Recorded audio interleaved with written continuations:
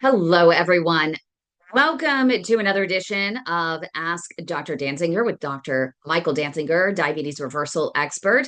He has practices in New Hampshire, Massachusetts, Virginia, and Minnesota. So if you have Medicare and or you have a Medicare Advantage plan PPO, you definitely should check into his practice and helping you to reverse your type 2 diabetes because here at the Global PAD Association, we have had incredible luck with him helping so many of our patients reverse their diabetes and help improve their prognosis with peripheral artery disease and poor circulation in the legs, as well as heart disease, which is poor circulation in your coronary arteries. So we have him on weekly. He's amazing. And we today, since we are kicking off summer, and this is our first episode in June, we're going to talk about summer barbecues.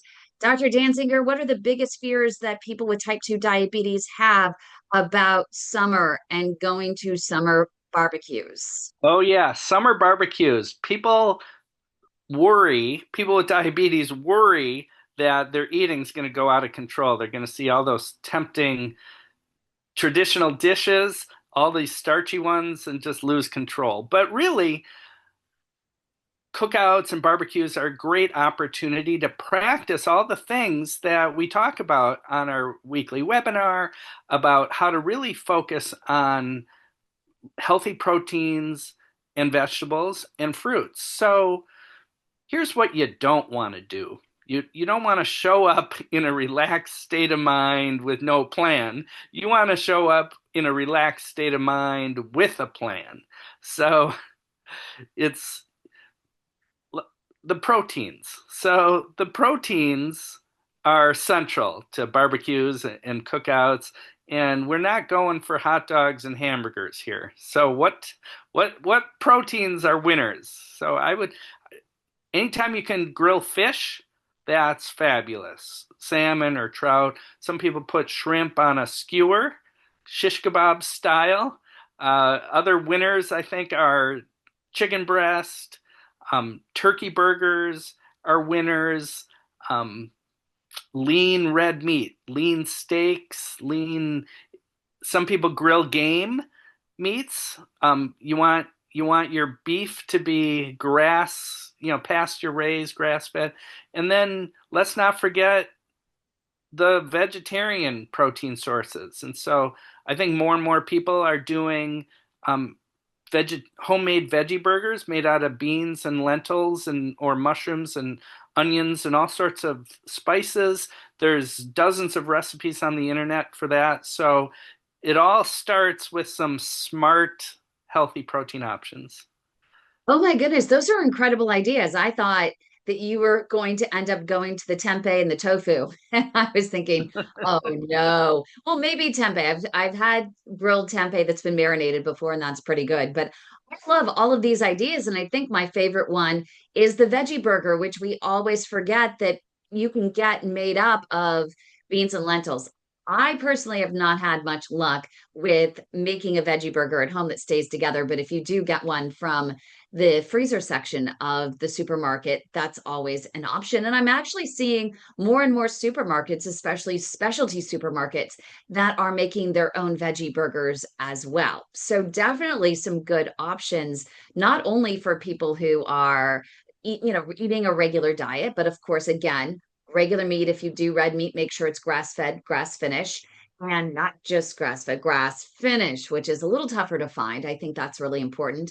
Also, for those who eat fish, salmon. I love the idea of salmon. Salmon has always been your number one pick, right? I just love that the older I get, the more I love the taste of salmon. I never seem to tire of it, and it grows up very nicely. So, what about the general starches, veggies, whatever else out there? A lot of us default to corn on the cob as the barbecue vegetable du jour, but what other vegetable can perform exceptionally well on the grill and provide even greater benefits for blood sugar control and vascular health? Because I've been told a number of times that the general corn on the cob that you see in the supermarket in those big, big buckets that you can just go in and start checking out to see which kernels you like the best. Those ones really aren't that good for type 2 diabetics as far as I've been told.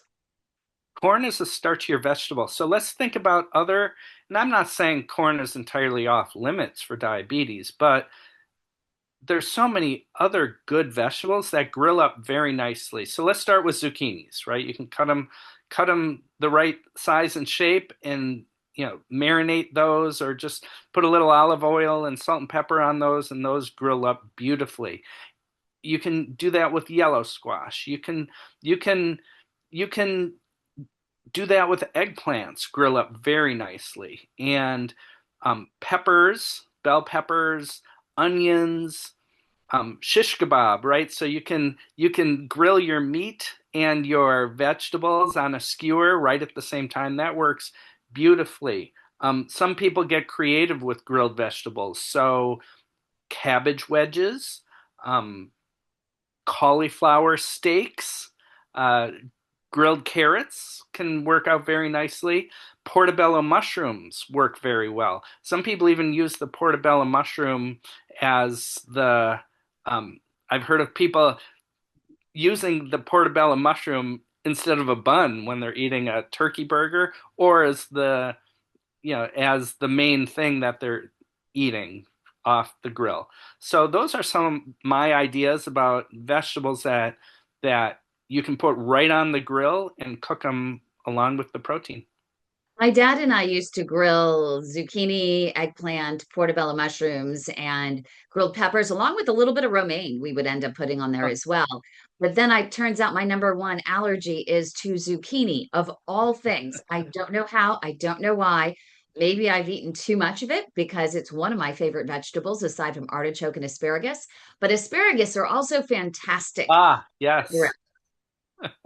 Very Yes, I'm easy to glad. grill. Yes, asparagus. Also, I've heard of people doing Brussels sprouts on the grill. You skewer them and then cook them. I think all the vegetables do well when you, instead of just put them raw on the grill, if you give them a chance to marinate in olive oil, salt, pepper. It's also a good opportunity to add, herbs to your marinade. Um, do you have any favorite herbs that you might use in a marinade?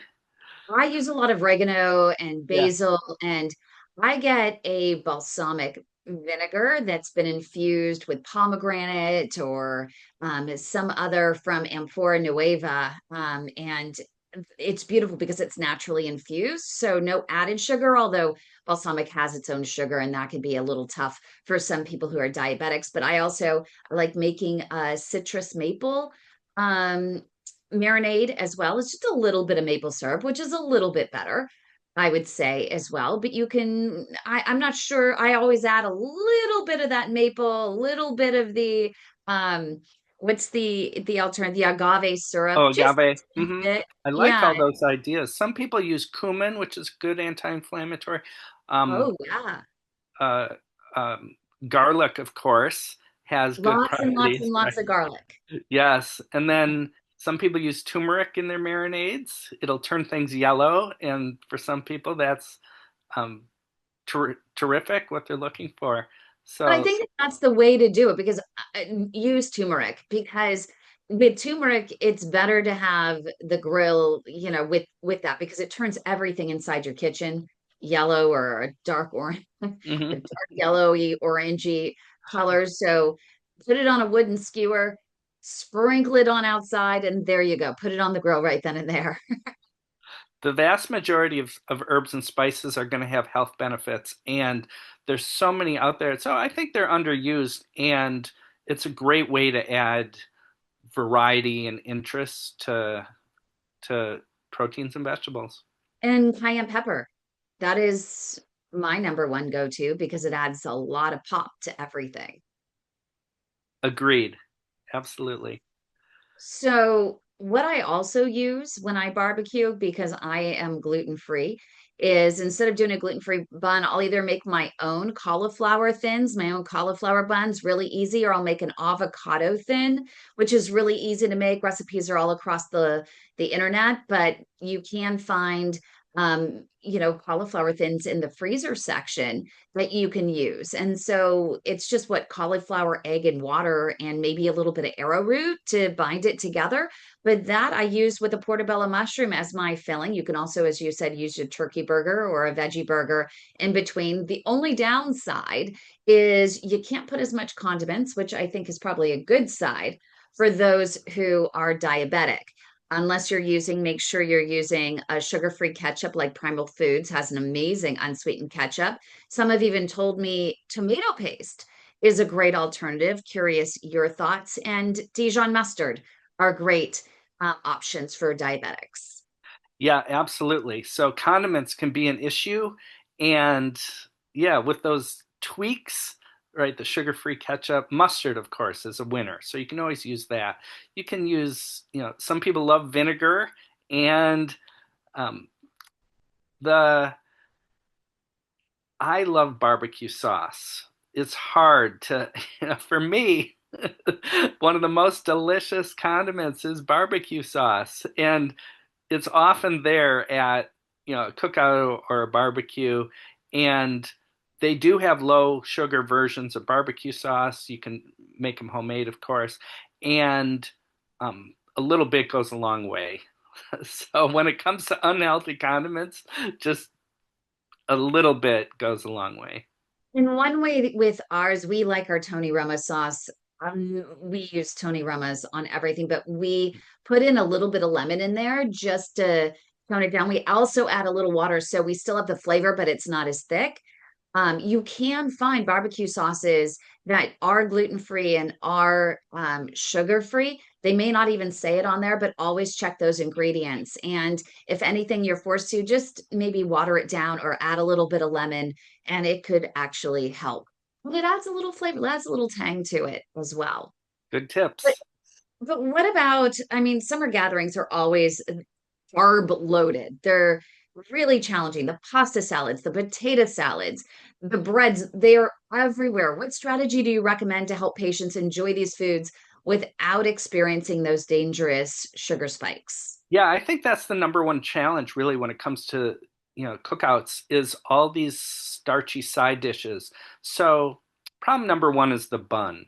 So, let's not eat hot dog or hamburger buns. But that's not the starchy side dishes that we're talking about. It's the, potato salad, the, mashed potatoes, mac and cheese. Depending on what part of the country you're from, you're going to be faced with different favorites, but starch, starch, starch is at all of these, gatherings. So we need to reframe it as being really all about the vegetables. And so I think coleslaw is a good place to start. So there are healthy versions of coleslaw and there are unhealthy versions of coleslaw, but we'll always find cabbage in a coleslaw, right? And if you've got other, if it's not super high in mayonnaise, it's the mayonnaise and that adds a ton of calories. And so a little bit goes a long way. You want more vinegar and more mustard in your coleslaw and lots of flavors and seasoning. There's potato salad is another issue. So it's, you know, some people are just going to take a tiny helping of a traditional potato salad and say, okay, I had my tablespoon. Now I can, eat other things. But there are healthier versions, low carb versions of potato salad. Some people use um, cauliflower instead of potato. Some people use cooked turnip cubes instead of potatoes. One can even make a potato salad out of cooked radishes. So, think of radish. I want to talk about radishes a little bit. Almost nobody thinks about eating cooked radishes as an alternative to baby potatoes. But I think it's just a cultural oversight. Americans think of radishes as something you cut up and put in a salad, but it's a very much it's a third of the calories of a potato. They lose their bite or their bitterness when you cook radishes. And so you can, cut them in half.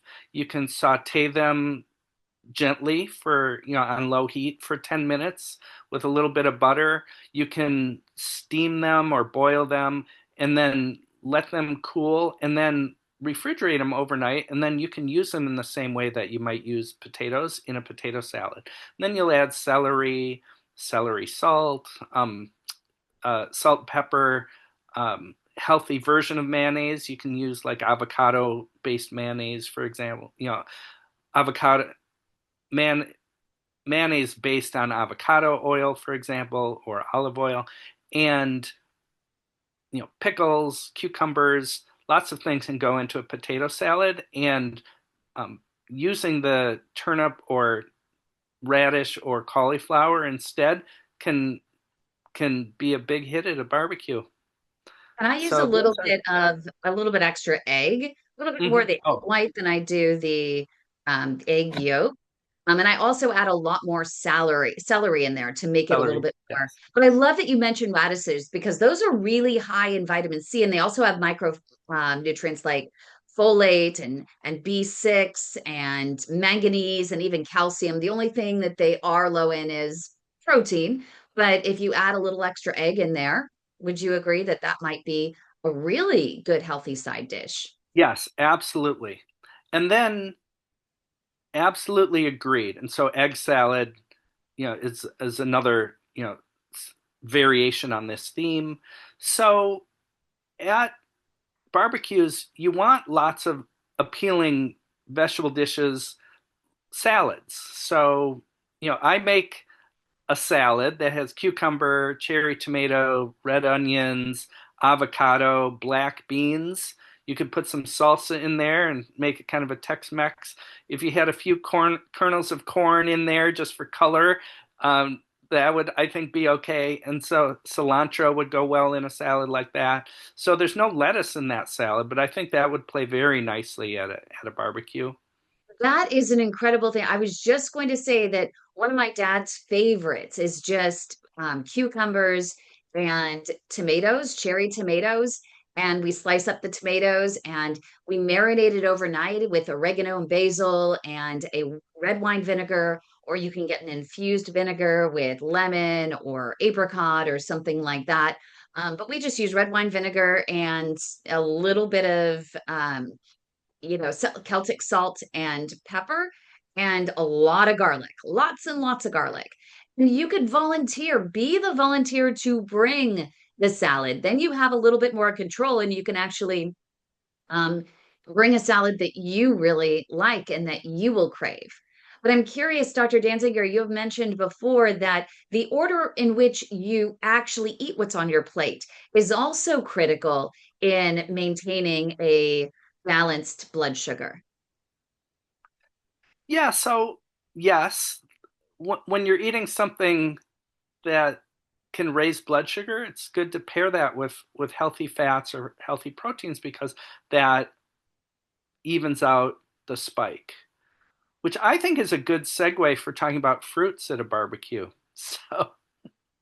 And so, um, what you don't want to do is eat all of the sweets at the end for dessert. You want fruit can grill up very nicely. So, what are some fruits that you could put on the grill? So, let me start with pineapple. Pineapple grills up beautifully, and you can just get a whole pineapple. You can cut the skin off. You can cut it into circles.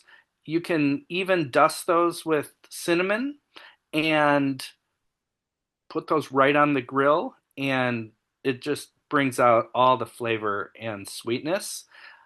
Don't overdo it on fruit, but fruit is better than most of the other sweets at a barbecue. So you can also grill apples. You can do the same thing with the cinnamon. I've even heard of people using firm pears on the grill. Peaches grill up very nicely. Plums and apricots. I've heard of watermelon steaks on the grill. And um, Kim, can you think of any others, or did I get I get think everything that you can think of as a grilled fruit? those are perfect. Maybe even some jackfruit might be an option to put on the grill as well. Yeah, that sounds good. I wonder if you could grill mango slices.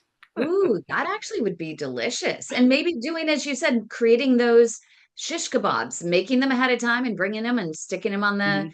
on the grill, like a cantaloupe or some sort of melon would be great. Those ones are a little bit more sugary, but it is better than the alternative, which is those, the cookies and the cupcakes and the cakes and all of the apple Yeah, fritters, whatever they have at these people barbecue. want desserts after, their protein and vegetables. And so if you don't have fruit available, people are just going to gravitate toward the unhealthier versions. You could even do a berry salad Yeah. and you can get some coconut. I like the coconut whipped cream and whip up the coconut whipped cream, put it on the side, and then you can have a little bit of the coconut whipped cream on some berries.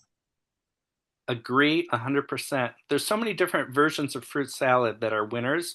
Berries are a top choice for sure.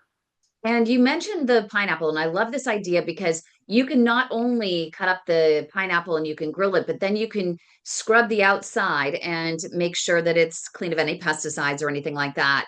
And then you can put it into a big vat of water with I usually put a few hibiscus tea bags, and then I cut up some fresh ginger. And then I boil it, I let it sit, and I have a beautiful iced tea, which is a great alternative and segue. You like that smooth segue into talking about the sipping cocktails or mocktails, the beer, the wine, the spirits. That would be a great, satisfying alternative. Oh, yes, absolutely. What to drink at a barbecue? Not the So, Kool-Aid. Don't drink the Kool-Aid. so, water's always the best, but what people fear is if you drink too much alcohol, it's disinhibiting, and then any plan you had at the beginning for healthy eating might go out the window if, a few drinks in, you've lost any self-control. So that's a concern. Um, Sweet tea at a barbecue in the South is going to be a problem. So you want unsweetened tea, of course. But when it comes to alcohol, so limit the number of alcoholic drinks you're going to have. Just decide in advance, I'm not going to have any more than two alcoholic beverages, and I'm going to drag those out over the course of the whole thing. And um, wine that's dry rather than sweet is a possibility there. Light beer is another possibility.